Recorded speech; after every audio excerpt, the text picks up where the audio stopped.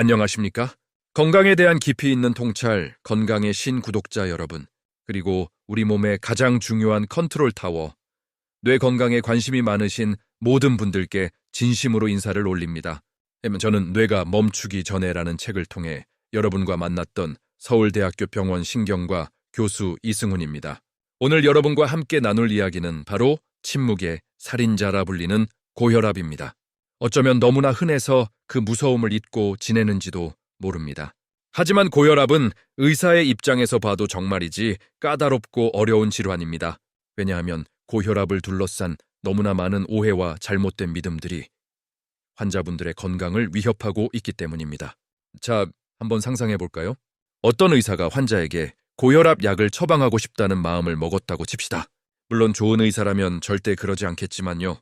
그 의사는 아주 쉽게 환자를 고혈압 환자로 만들 수 있습니다. 어떻게 하냐고요? 그냥 병원으로 오게 해서 혈압을 재면 됩니다. 정말입니다. 대부분의 사람들은 병원이라는 공간에 들어서는 그 순간부터 자신도 모르는 사이에 혈압이 스멀스멀 오르기 시작합니다. 평소보다 적게는 10, 많게는 15에서 20까지도 치솟는 경우가 허다하죠. 이를 우리는 베개 고혈압, 화이트 코트 하이퍼텐션이라고 부릅니다. 하얀 의사 가운만 보면 혈압이 오른다는 뜻이죠. 그렇기 때문에 의사 입장에서 병원에서 측정한 혈압은 어디까지나 참고 자료일 뿐 절대적인 진단의 기준이 되어서는 안 됩니다. 그 수치는 환자분의 진짜 혈압이 아닐 가능성이 매우 높습니다. 물론 그 수치가 아주 비정상적으로 높다면 이분이 긴장하면 이렇게까지 혈압이 오르는구나.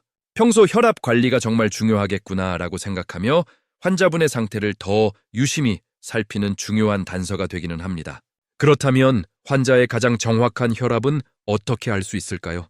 가장 이상적인 방법은 24시간 활동 혈압 측정입니다.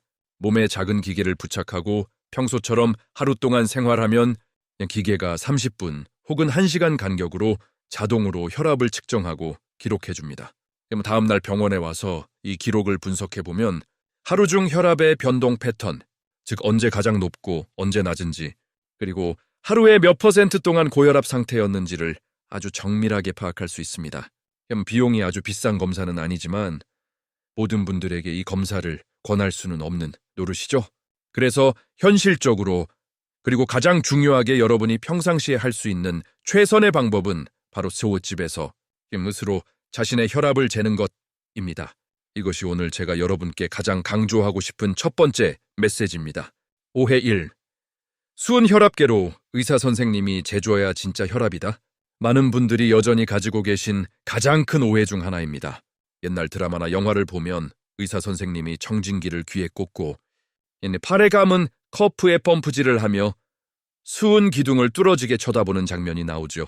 그 모습이 워낙 강렬해서 저렇게 재는 것이 가장 정확하다는 믿음이 생긴 것 같습니다. 왜 하필 수은이었을까요?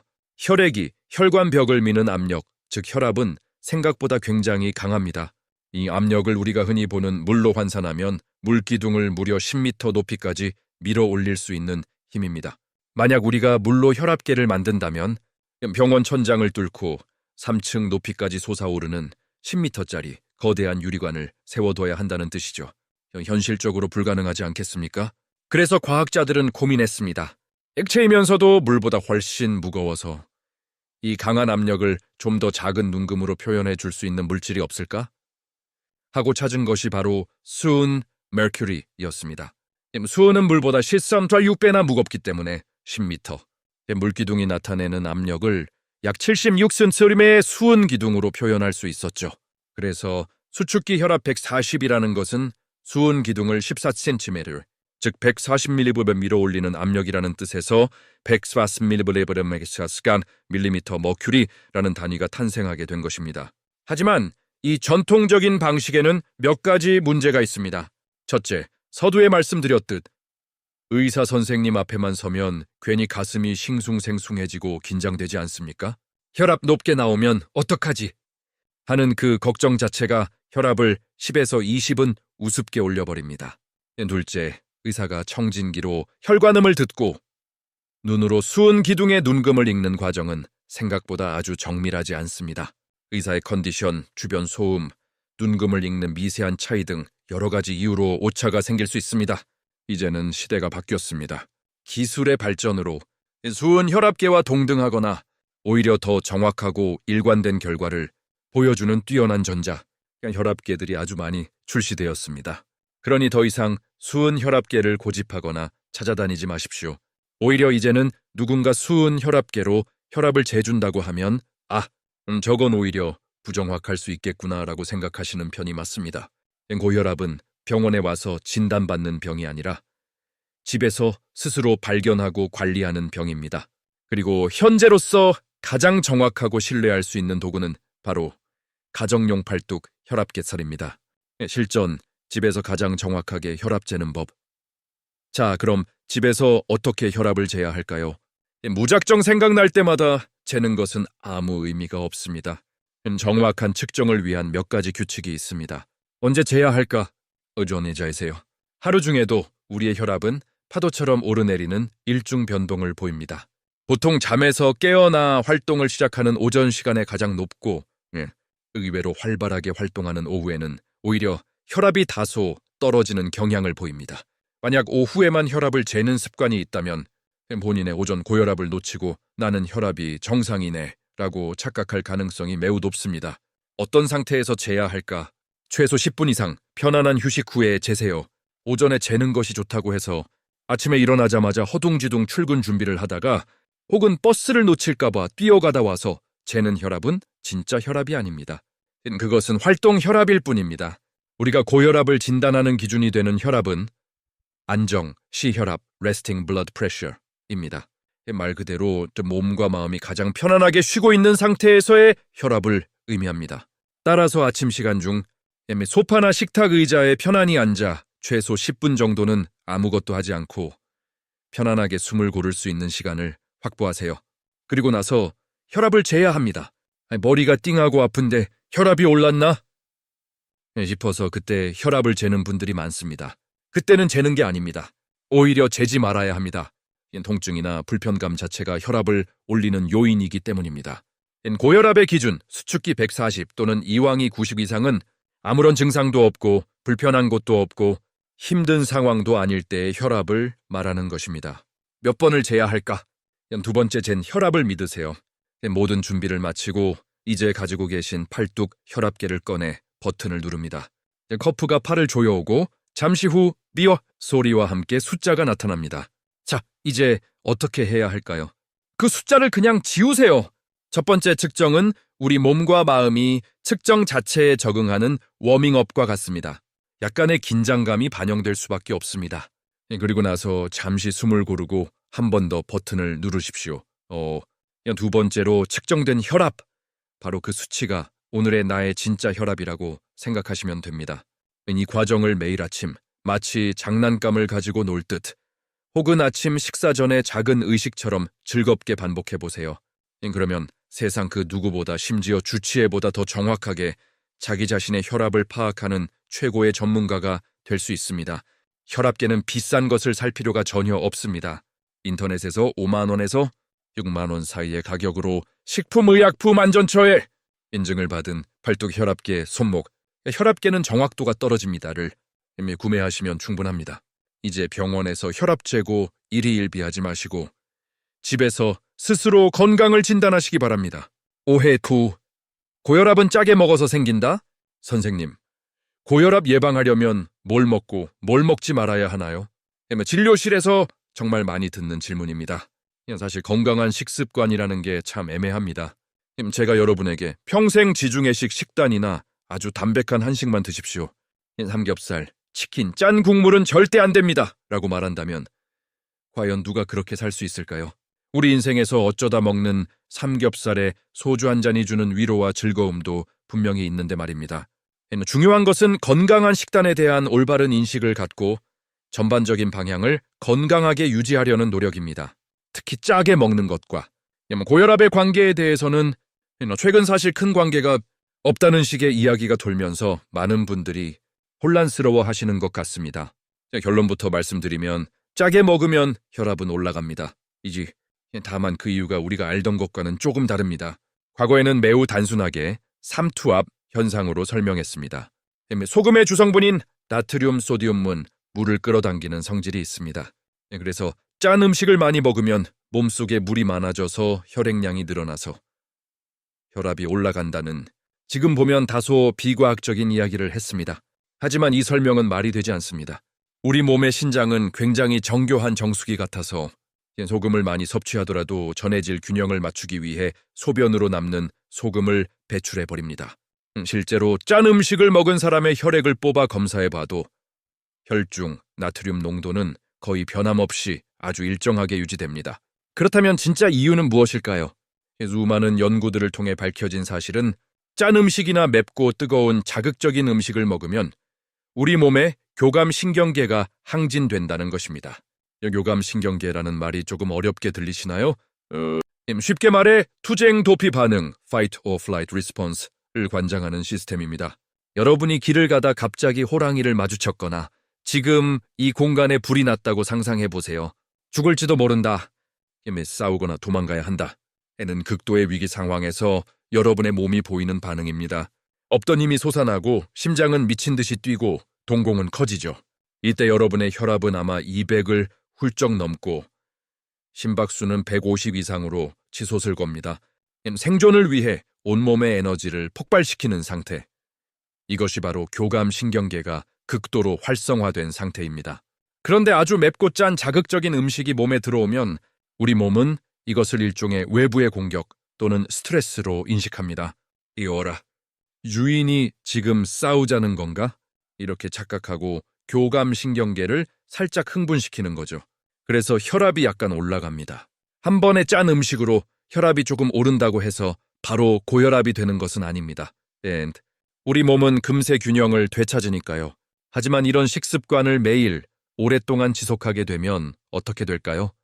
교감신경계가 쉴 틈 없이 계속 항진된 상태, 즉 우리 몸이 만성적인 긴장 상태를 유지하게 됩니다.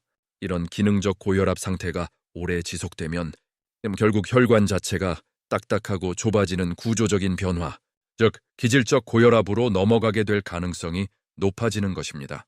이것은 짠 음식뿐만이 아닙니다. 아주 단 음식, 매운 음식, 뜨거운 음식 등 모든 종류의 자극적인 음식이 신경을 자극하여 혈압에 부담을 줄 수 있다는 사실을 기억하실 필요가 있습니다. 고혈압의 진짜 주범, 비만하지만 자극적인 식습관보다 고혈압에 훨씬 더 직접적이고 강력한 영향을 미치는 원인이 있습니다. 바로 비만입니다. 조금만 상식적으로 생각해보면 너무나 당연한 이치입니다. 여러분의 심장 근육의 크기는 일정한데 체중이 10kg로 20kg 늘어났다고 상상해보세요. 심장은 새로 늘어난 수많은 지방세포와 살들에게도 피를 보내주어야 합니다. 심장 입장에서는 훨씬 더 넓어진 영토를 관리해야 하는 왕과 같습니다. 그런데 혈액의 총량은 몸이 찐다고 해서 그만큼 비례해서 늘어나지 않습니다. 물론 심장벽도 조금 두꺼워지긴 하지만 몸 전체가 불어나는 속도를 따라잡지는 못합니다. 결국 심장은 어떤 선택을 해야 할까요? 방법은 두 가지뿐입니다. 더 빨리 뛰거나 맥박수 증가, 더 세게 짜내거나 혈압 상승. 이래야만 늘어난 몸 구석구석까지 혈액을 순환시킬 수 있기 때문입니다. 살이 찌면 기본적으로 혈압과 맥박이 함께 올라갈 수밖에 없는 구조인 셈입니다. 주변의 비만인 분들 중에 유독 더위를 많이 타고 10월, 11월 쌀쌀한 날씨에도 반팔을 입고 다니며 땀을 뻘뻘 흘리는 분들을 보신 적이 있을 겁니다.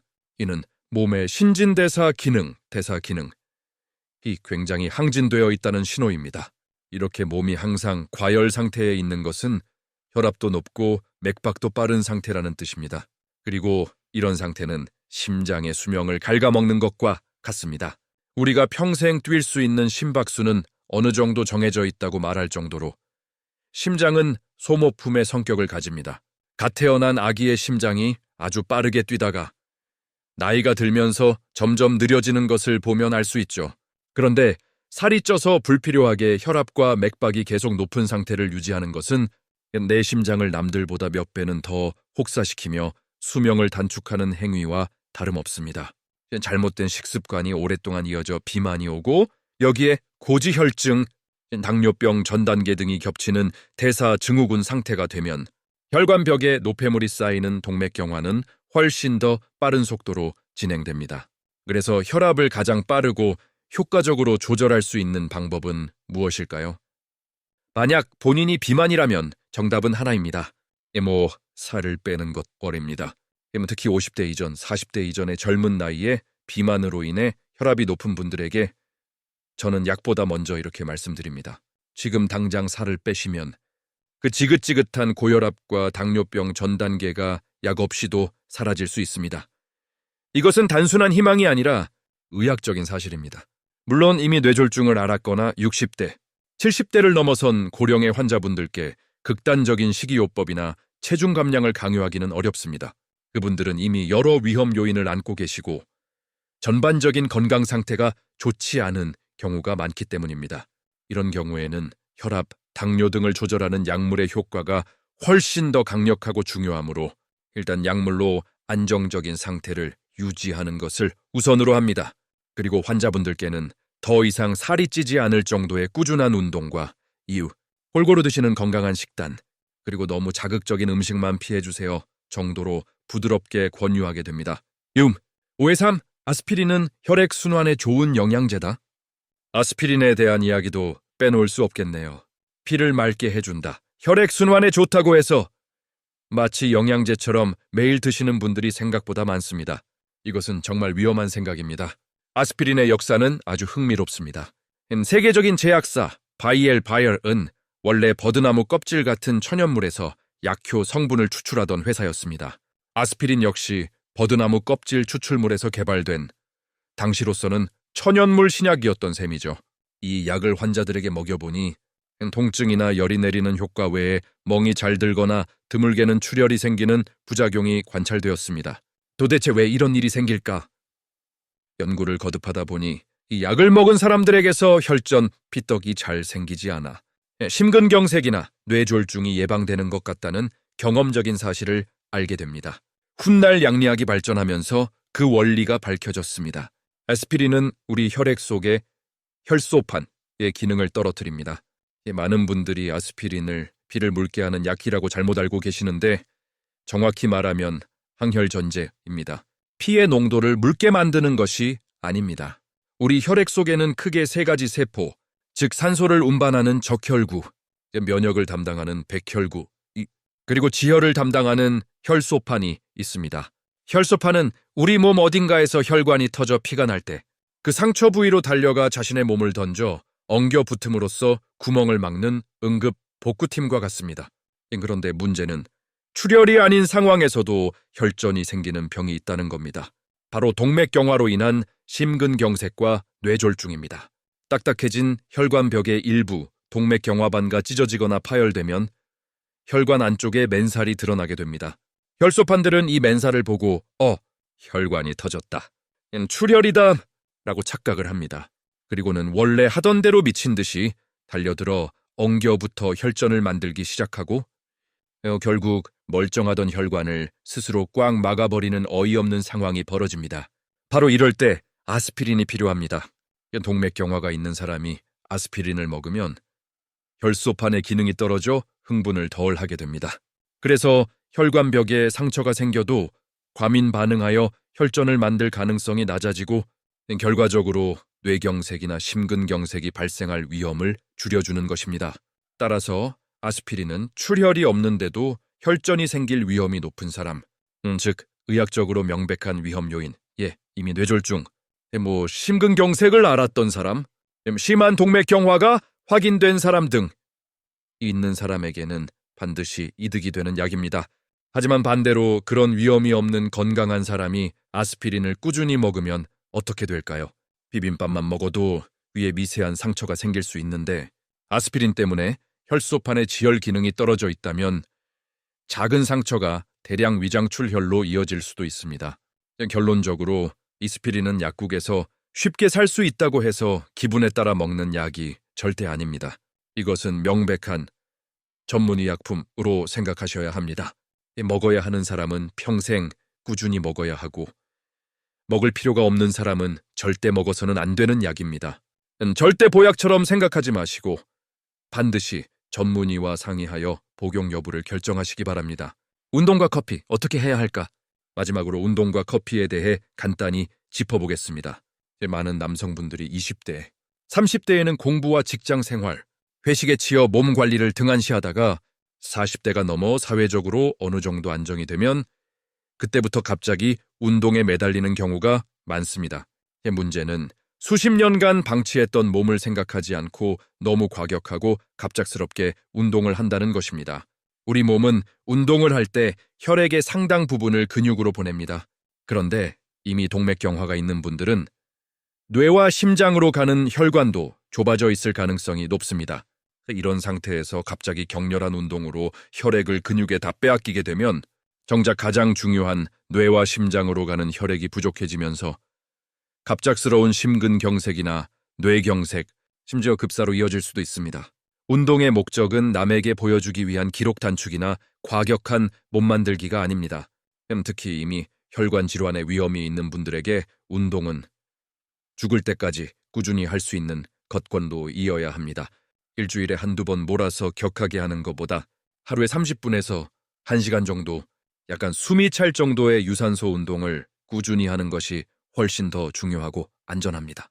내게 맞는, 질리지 않고 평생 할 수 있는 운동을 찾는 것이 진짜 건강관리의 시작입니다. 커피에 대해서는 정말 많은 질문을 받습니다. 선생님, 믹스커피 마셔도 되나요? 사실 커피에 대한 연구는 결론을 내리기가 매우 어렵습니다. 신약 개발처럼 한 그룹에는 진짜 커피를, 다른 그룹에는 가짜 커피를 주고 몇 년간 관찰하는 식의 엄격한 임상시험이 불가능하기 때문이죠. 대부분의 연구는 평소에 커피를 몇 잔이나 드세요? 라고 물어보는 설문조사에 의존하기 때문에 결과가 이랬다 저랬다 중구난방일 수밖에 없습니다. 카페인은 분명 우리 몸의 각성 효과, 이뇨작용 등 여러 영향을 미치는 양리 물질이 맞습니다. 하지만 커피 한두 잔에 들어있는 양은 약으로 작용하기에는 매우 미량입니다. 제가 환자분들께 드리는 말씀은 이것입니다. 이어피 때문에 심장이 두근거리고 밤에 잠을 설치는 정도라면 드시지 마세요. 하지만 하루 한두 잔의 커피가 일상의 즐거움이고 마셔도 아무런 불편함이 없다면 굳이 끊으실 필요는 없습니다.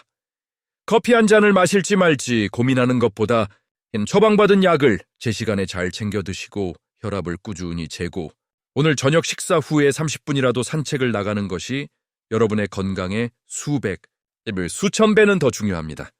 정리하겠습니다. 고혈압 관리는 병원이나 의사에게 맡기는 것이 아닙니다.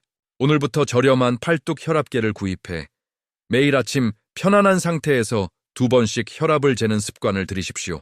그것이 모든 것의 시작입니다. 그리고 자극적인 음식보다는 건강한 식단을 지향하고 무엇보다 나의 적정 체중을 유지하기 위해 노력하십시오. 운동은 과격하게 아닌 꾸준하게 하십시오. 여러분의 건강은 다른 누가 아닌 바로 여러분 자신이 지키는 것입니다. 지금까지 서울대학교 병원 신경과 이승훈이었습니다.